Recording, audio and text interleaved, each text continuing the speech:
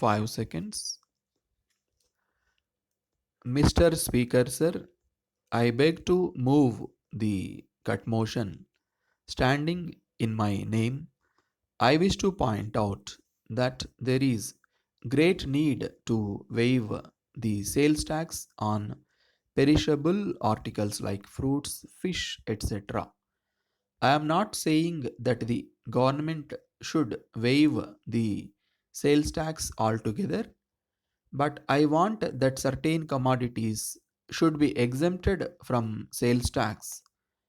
In this connection, I would like to say that the income from sales tax has been very good, but at the same time, the government do not see the hardship caused by this tax to the poor people. There is almost no commodity in our country that can be sold or purchased without sales tax. To that extent, the government deserve congratulations. But I do not know why the government should not exempt a few perishable articles from sales tax. As we know, a man's basic requirement is food, and I am sure that if sales tax on food is waived, there will not be much loss of income for the government. We have no quarrel with the government if they come forward to impose a higher rate of sales tax on luxurious. There are certain luxuries like motor car, diamond, and gold. We have no objection if they are taxed heavily.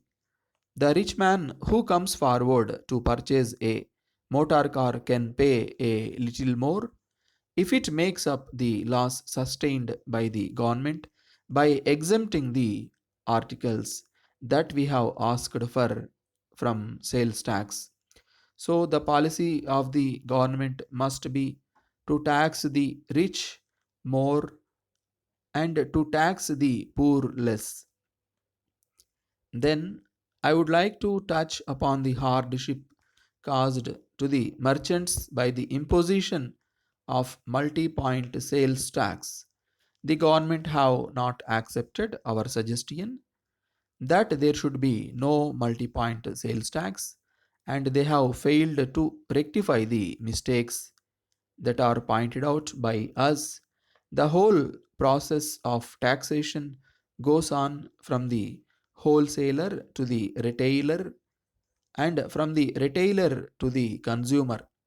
If this is the state of affairs, the government can easily imagine the amount of hardship caused to the people.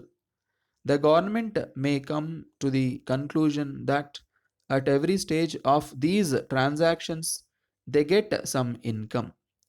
So far as the finances of the government are concerned, it may be a sound principle, but the government must also consider how much the people are affected. Sound canons of public finance lay down that any tax must be so collected that the people who pay the taxes do not feel any hardship. I therefore feel that every commodity that is subjected to sales tax in our country should be taxed at only one point. The finance minister was pleading yesterday that if the officials were not vigilant enough to see that the commodity was taxed at the first point, it was likely the government need not think that their officials will be so careless. The finance minister was good enough to mention yesterday that there were a few commodities like cotton and cigarettes which were being taxed at one stage only. I would ask him whether these are the only commodities that go to make up the living of a man. There are many other commodities which are necessary for the mere existence of man. They must therefore be exempted from sales tax. Once again, I finally plead with the government that they should consider the desirability of waiving tax at least on perishables like vegetables, fish, and fruits.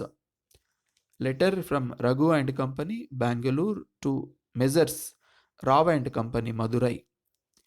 Dear sirs, we thank you for your order number 12, dated the 3rd August for transmission belts of various sizes. But we regret very much to advise you of our inability to execute the order within a fortnight as requested by you. We would like to inform you that in recent months there has been a great rush of orders for our goods, and in spite of our best efforts, we have not been able to cope with them successfully. As a matter of fact, our factory is fully booked with orders already on hand, and we think that it will take at least a month to clear them. However, we would like to point out that we are making every effort to speed up delivery of goods, and in fairness to all our customers, all orders are being handled in strict rotation. We regret very much the inconvenience that may be caused to you by this delay, and we hope and trust that it will be convenient for you to allow us this extension of time in the special circumstances that we have explained above. We have great pleasure in informing you that we have already booked your order provisionally, but we would be grateful if you confirm your order on the revised condition. We assure you of our best attention at all times. Yours faithfully.